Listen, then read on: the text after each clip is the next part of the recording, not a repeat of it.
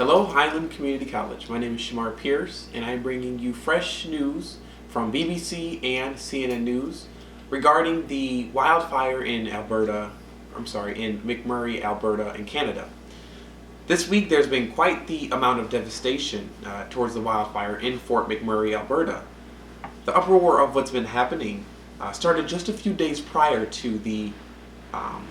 Started a few days prior to the major uproar, which caused over 90,000 people to evacuate from their houses.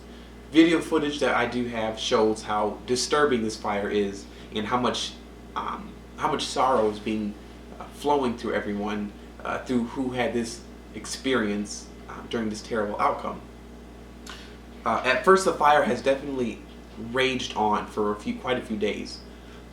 Many residents, citizens, and civilians have endured the most painful and heartbreaking agony. May 3rd, just last week, is when this terror had started. According to CNN News, Alberta has had the first drought in a while, and due to recent high temperatures and winds, this caused the Great Wildfire of Alberta to commence.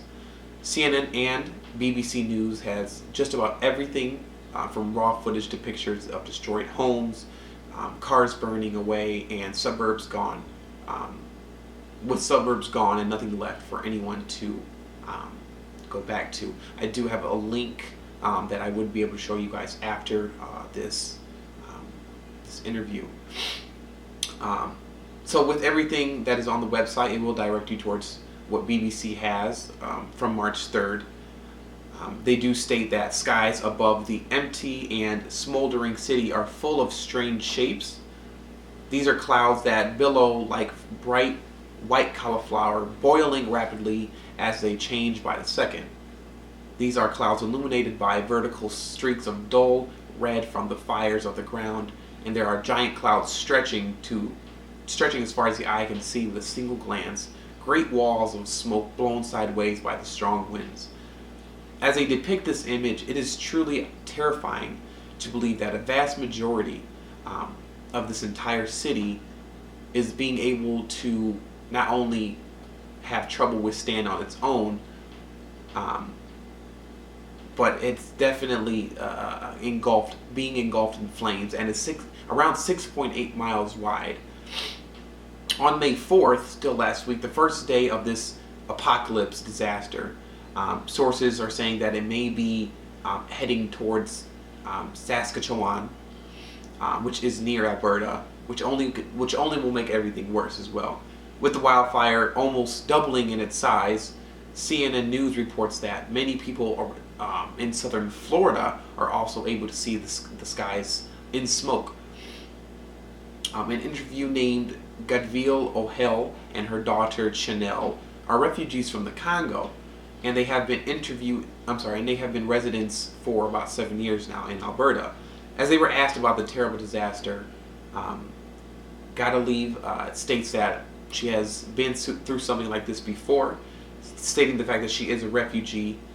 It brings back terrible memories from when she first left Congo and had nothing, and now that she has nothing again, it is just bringing back very terrible memories for her.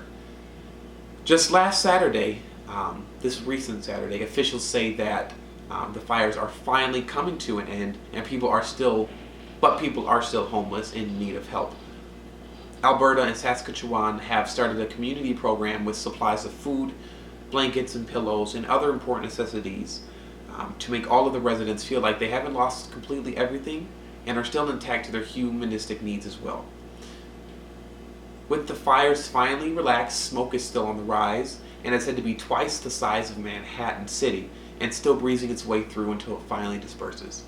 As citizens are able to breathe without the fear of smoke, the evacuation has been slowed down and coming to a halt. The fires have gone down, yet that doesn't mean everything is alright quite yet. Many homes are gone, many personal belongings are forever gone and are not going to be returned, and millions of dollars in damage caused by this natural disaster. Firefighters and police have been doing their best for everyone, doing wonders as well for Alberta, and some look at them as heroes. BBC News coverage video chatted with fire captain Adam Bungen, stating, "I've met more heroes in this experience than I ever have in my life." Video footage shows Bungen crying with tears of joy and also tears of joyous, only for the reason that he is sad for what has happened, and this was all a part of a tremendous fight against Alberta's wildfire, and overall joyous that they are able to put out one of the most dangerous and horrendous wildfires that Alberta, Canada has ever faced. Thanks to them, the citizens are now able to restart and gain back what they lost. Thank you, and have a good night.